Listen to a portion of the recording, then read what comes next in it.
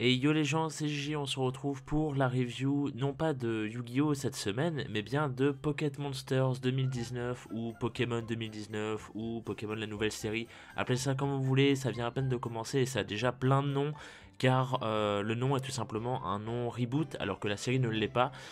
C'est assez ambigu ça d'ailleurs, mais bon, voilà, c'est pas extrêmement grave. Mais toujours est-il que moi je vais appeler ça Pocket Monsters 2019. Vous savez que comme pour Sun et Moon, je vais prendre tout simplement le nom japonais parce qu'en plus on fait une review de l'épisode japonais en l'occurrence évidemment. Donc voilà, premier épisode de cette nouvelle série de Pokémon qui s'annonce d'ores et déjà comme un classique si je puis dire. Non mais plus sérieusement, il y a pas mal de choses à revenir déjà sur ce premier épisode. Et on va pas perdre plus de temps parce que bah voilà, j'ai déjà pas mal de choses à dire et ça risque de durer un petit temps. Alors premièrement, on va parler du nouvel opening. Je n'ai pas fait de live reaction, et c'est voulu, c'est volontaire pour le coup, mais ça m'empêchera pas de parler de l'opening du coup ici. Et la semaine prochaine, on parlera de l'ending, car il n'y avait pas d'ending dans ce premier épisode. Ce sera donc pour la semaine prochaine. Comment dire, c'est une tradition si on peut dire. C'est une habitude assez courante dans les animés japonais.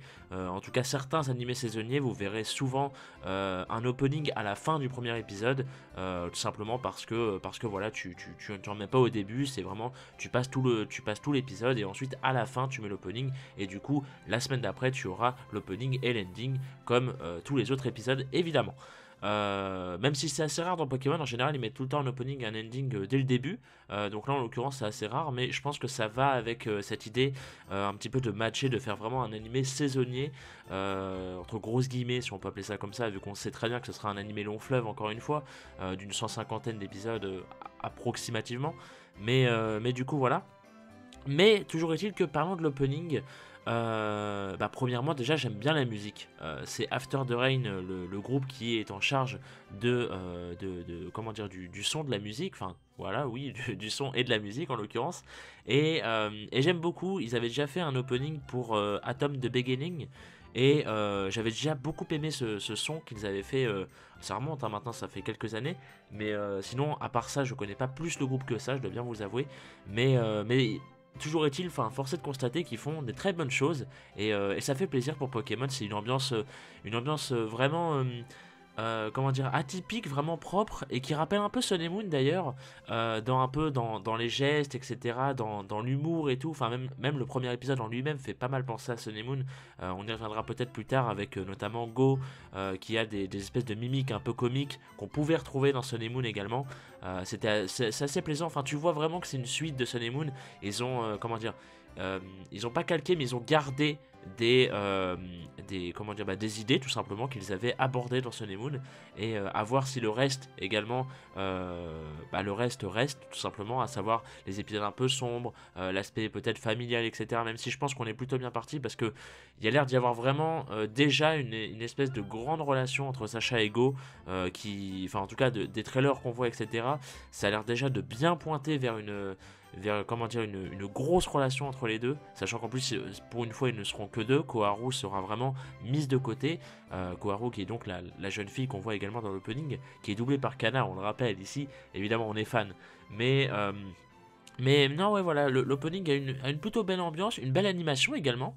Alors, après, voilà, on sait que pour les openings, l'animation est toujours au-dessus du lot parce que bah, il faut vendre. Hein, en général, comment dire, une personne un petit peu lambda va surtout regarder un opening et se dire, tiens, est-ce que ça me fait envie ou pas. Bah, en termes d'animation, ça peut que faire envie parce que c'est vraiment très propre, c'est très qualitatif, surtout le refrain. Le refrain avec le passage de Go, l'animation est vraiment violente. Et ça fait vraiment plaisir pour le coup. Après, malheureusement, je reviens sur cette idée de dominer en vie avec un opening. Je trouve que l'opening ne montre vraiment pas grand chose. C'est-à-dire que à part Lugia à la fin, et on sait que Lugia comment dire, va apparaître très bientôt, en l'occurrence, on le sait parce qu'on a les titres des épisodes, les résumés et tout.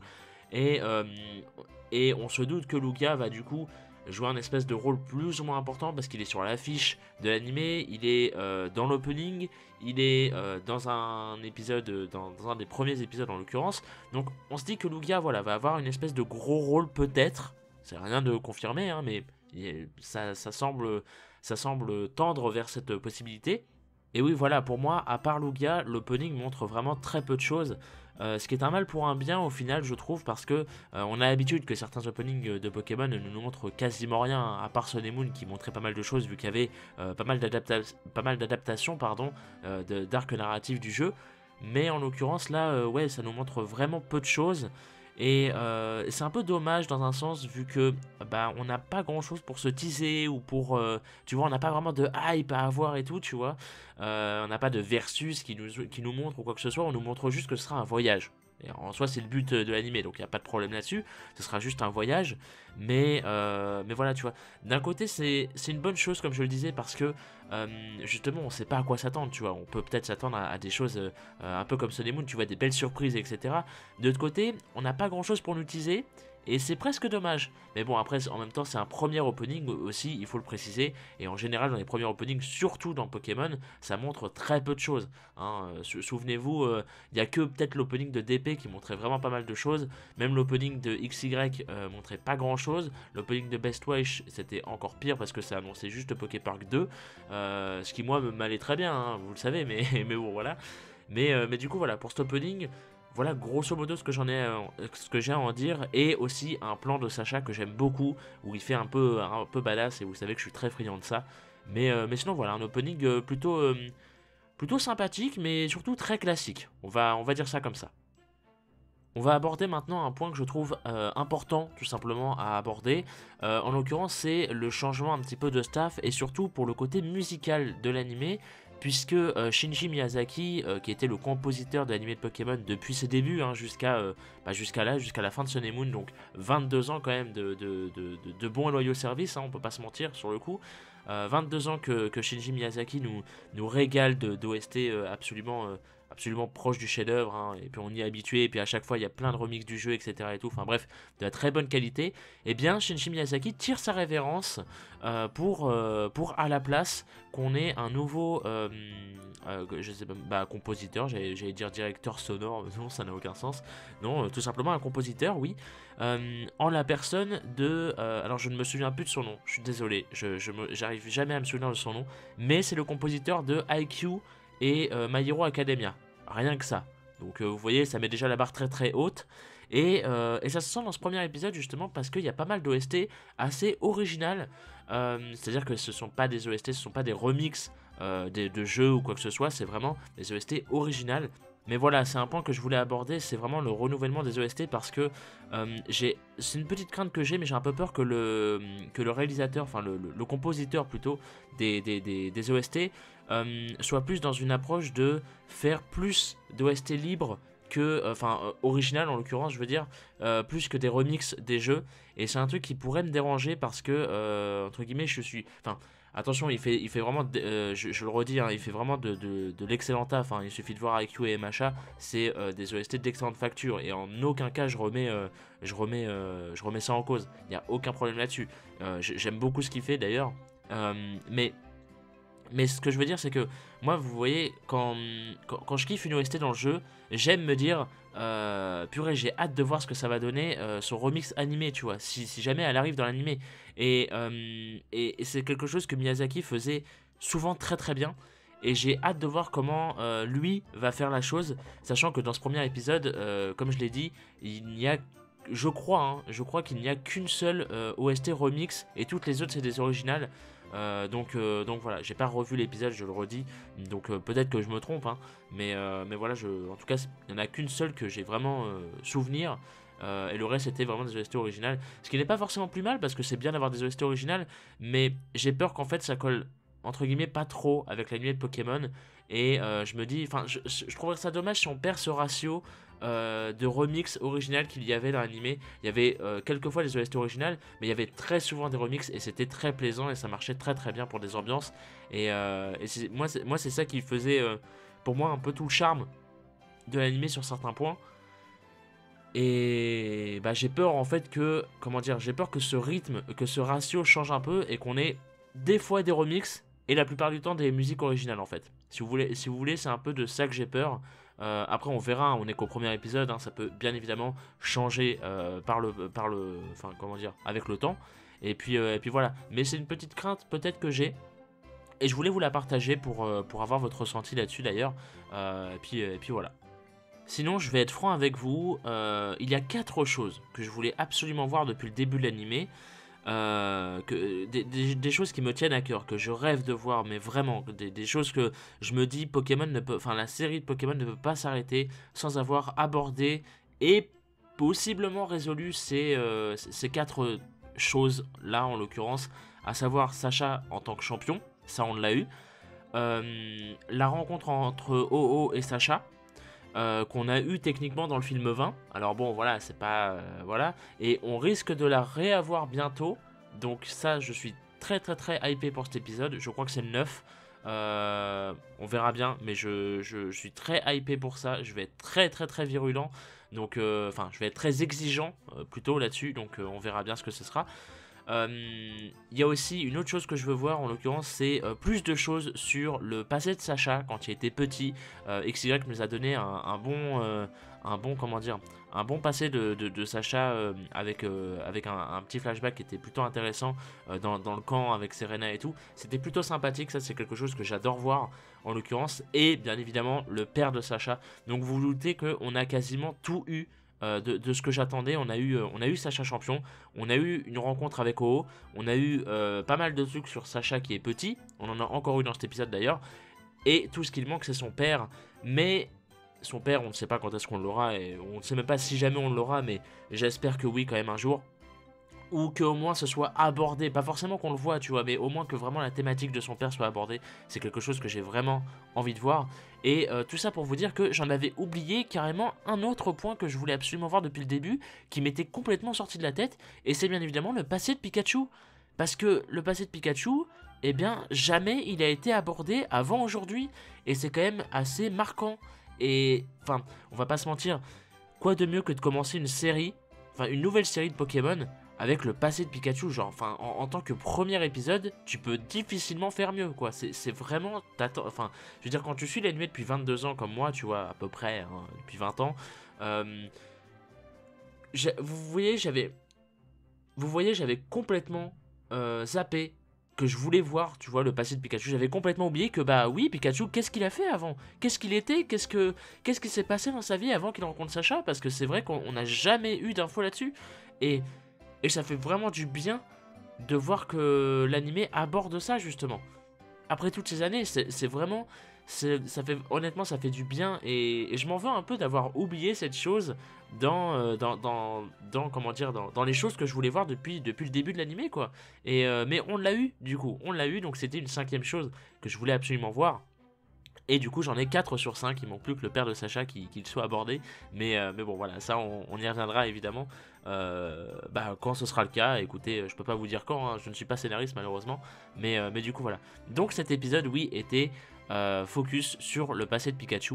Et donc voilà, c'était vraiment un épisode vraiment sympathique qui, à mon sens, manquait un petit peu de choses. Comment dire, sur la fin, j'aurais bien aimé avoir plus de choses concernant Sacha et Pikachu, mais voilà, il n'y avait pas trop grand chose d'autre à mettre, donc au pire, c'est pas très grave.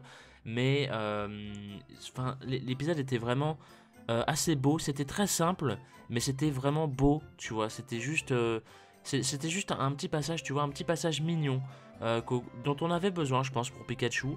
Et ça fait juste du bien d'avoir son passé un petit peu révélé, de savoir qu'est-ce qu'il a vécu, etc. et tout. Et voilà, ça fait juste du bien. Et ça explique surtout, ça répond à une thématique qu'on se posait pas mal avec des amis et tout. J'y reviendrai plus tard. Mais du coup, voilà, l'épisode était vraiment... il était pas exceptionnel, tu vois. Il était vraiment pas incroyable. Mais il a rempli son objectif, clairement. Et c'était vraiment très sympathique. Donc voilà, il n'y a pas de souci là-dessus.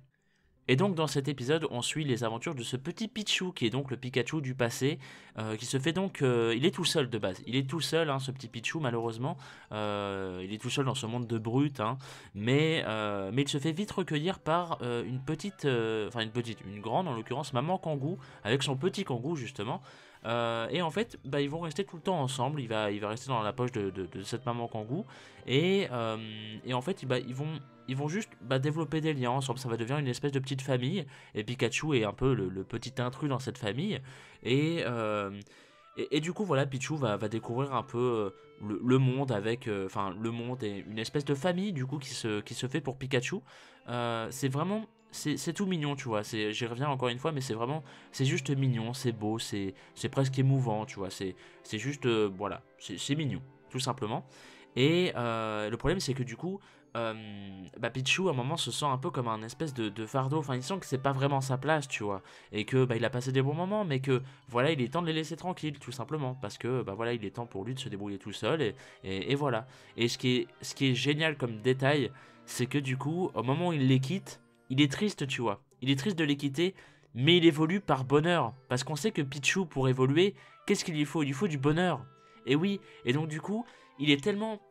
En fait, il pense tellement à eux, il est tellement reconnaissant pour ce qu'ils ont fait, pour leur gratitude, que du coup, bah, il évolue par pur bonheur, tu vois, parce qu'il les aime vraiment, et c'est là que tu te rends compte, déjà, par le premier épisode de PM, que bah, c'est déjà une famille, tu vois. Et on revient avec cette thématique de Sun et Moon, avec le mot principal qui a été celui de la famille, je vous le rappelle. Si vous n'avez pas mis ma review, je vous invite vraiment, enfin mon bilan de Sun et Moon, je vous invite vraiment à aller le voir. J'en suis assez fier pour le coup, donc je fais la promo. mais voilà, oui, Pikachu, c'était vraiment... Enfin, son évolution était vraiment...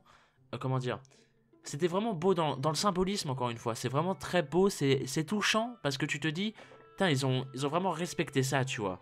Et c'est vraiment propre, et je voudrais vraiment souligner le taf, enfin le travail vraiment que je trouve sublime dans cet épisode de Iku Otani, qui est donc la seiyuu qui double Pikachu depuis le début, hein, qui du coup là a doublé Pichu et Pikachu, et tu sens que c'est la même voix et tu sens en même temps la différence. Enfin, elle a vraiment, tu sens vraiment qu'elle a voulu donner une voix vraiment plus aiguë pour Pichu et pas juste la même voix que Pikachu, tu vois.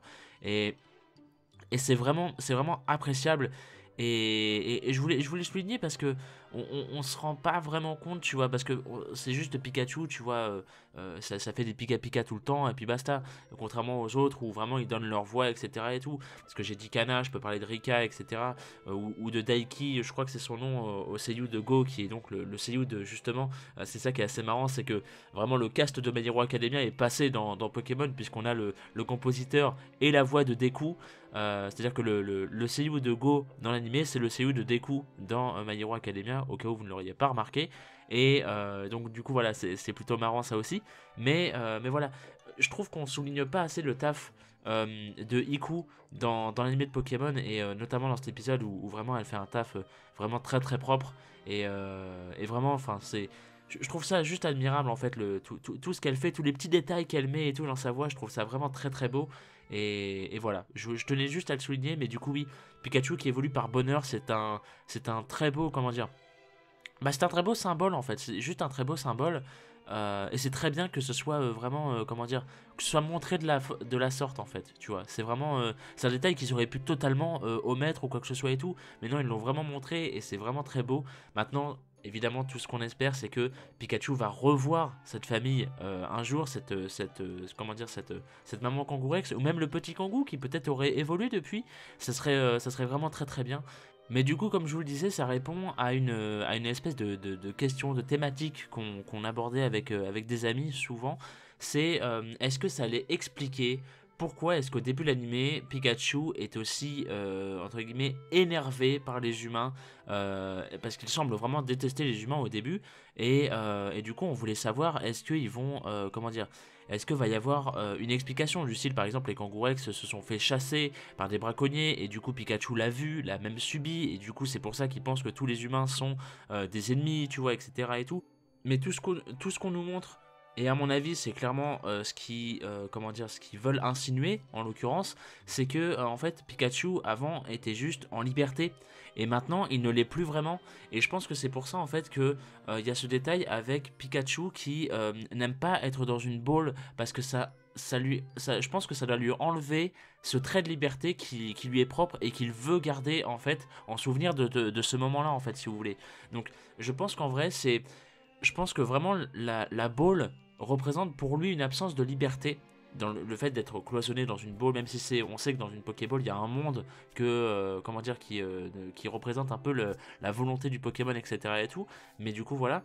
Mais selon moi, tu vois, ça peut pas être autre chose, parce que tu vois, si ça aurait été, si vraiment il aurait eu une haine contre les humains, le professeur Chen ne l'aurait pas capturé comme ça sans son accord, tu vois. Enfin, on connaît le professeur Chen et on sait que, même n'importe quel professeur d'ailleurs, mais on sait que tu captures, enfin, on sait que les professeurs dans l'anime ne capturent pas un Pokémon juste pour capturer un Pokémon, tu vois. Enfin, genre, s'il capture un Pokémon, c'est que le Pokémon le veut. Donc ça veut dire qu'il a eu l'accord du professeur Chen, tu vois ce que je veux dire. Mais à mon avis, du coup, je pense que Pikachu n'a pas forcément de haine envers les humains. Tout ce qu'il n'aimait pas, c'est juste... déjà, il n'est pas habitué au contact humain, ça c'est une certitude du coup. Euh, mais tout ce qu'il n'aimait pas, c'est juste ne pas avoir sa liberté. En l'occurrence, être dans la boule que Shell lui a mis. Et ça, je pense qu'il n'aimait pas. Et je pense que c'est pour ça justement que Sacha, au début... comment dire, se fait un petit peu détester par Pikachu parce qu'il est très très brusque en fait, Sacha. Quand tu le vois au début, tu vois, il le libère de sa boule, il lui fait directement un câlin et tout. Pikachu n'a pas l'habitude du contact, tu vois. Et du coup, voilà, tu vois, enfin, il n'a pas l'habitude du contact et encore moins vraiment physique. Il n'a pas l'habitude d'être avec les humains et encore moins physiquement, oui. Donc, tu vois, je pense que c'est vraiment un espèce de... pas de traumatisme, hein, clairement pas, mais juste, tu vois, il aime pas ça. Et ça s'est prouvé autant au début de l'animé que plus tard, tu vois, Pikachu n'aime pas quand on lui fait des mouvements brusques auxquels il ne s'attend pas vraiment. Genre quand on le serre trop fort et tout, il n'aime pas ça, tu vois. Et donc, je pense que c'est juste ça, en fait. Je pense que c'est juste que il était énervé au début de l'animé parce que Sacha était trop brusque avec lui. Et du coup, voilà, tu vois. Et c'est juste ça. Et je pense qu'en fait, Pikachu est très, comment dire, est assez docile. Juste qu'il veut sa liberté.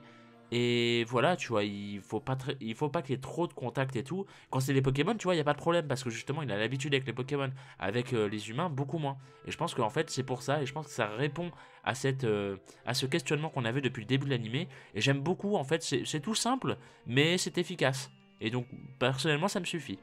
Et mis à part ça, j'ai pas trop grand chose d'autre à vous dire, si ce n'est que sachez le retard, visiblement c'est une habitude, hein, il était en retard pour le Go, enfin pour le camp de l'espèce de camp auquel Go et Koharu ont participé avec le professeur Chen, et du coup il n'a pas pu participer, ce qui explique justement pourquoi il n'a pas rencontré Go et Koharu à l'époque du coup, et vu qu'il a raté le départ du camp, tout ça et tout, et ce qui explique également pourquoi il a fait un autre dans lequel il y avait Serena. Donc en fait tout se lit bien plutôt, enfin tout se lit plutôt bien parce que nous au début on pensait que vraiment tu vois Sacha allait dans le camp avec Go et Koharu et que dans ce même camp il y avait Serena, tu vois. Et en fait pas du tout, pas du tout, c'est aussi con que ça, c'est juste Sacha il a été en retard, du coup il a pas pu participer à ce camp là, donc il a été à un autre camp dans lequel il y avait Serena tout simplement. Et voilà, du coup tout s'embrique plutôt pas mal et bah voilà c'est plutôt simple et efficace. Du coup on n'a plus qu'à attendre voir les comment dire les rencontres entre Go et Sacha, voir si par exemple Go peut se souvenir de ce que le professeur Chen lui avait dit sur Sacha ou un truc comme ça. Mais voilà, du coup c'est plutôt cool mine de rien comme petit détail encore une fois. Et autre détail assez important, c'est que Go du coup a rencontré Mew dans cet épisode, qui est apparemment le seul Pokémon qu'il ne connaissait pas vraiment. Tout le reste il connaissait, tu vois, mais il ne connaît pas Mew et c'est pour ça qu'il veut absolument le revoir. Il veut même tenter de le capturer parce que il veut tout simplement en apprendre plus par ce Pokémon qui le fascine. Et voilà, c'est tout aussi simple que ça. Et j'ai pas trop grand chose d'autre à vous dire sur l'épisode hormis ça. Et je vais finir avec un petit peu d'auto-promo. Je vous rappelle que du coup tous les dimanches vous aurez le droit à un petit best-of de mon aventure sur Pokémon version bouclier qui sera sur la chaîne. Donc c'est tous les dimanches, voilà, si jamais ça vous intéresse. C'est un espèce de condensé en fait, si vous voulez je tourne de mon côté et je vous laisse juste les meilleurs moments qui sont à mon sens voilà les meilleurs. Et voilà, si jamais ça peut vous intéresser, ce sera tous les dimanches. Et je tenais à vous le dire parce que voilà, petite promo, comme ça fait pas de mal. Donc, bien voilà. Du coup, maintenant, les mercredis, vous aurez les reviews de PM. Et le dimanche, vous aurez des petits best-of sur Pokémon Bouclier. Voilà, c'était juste pour mettre les choses au clair. Donc, merci à tous.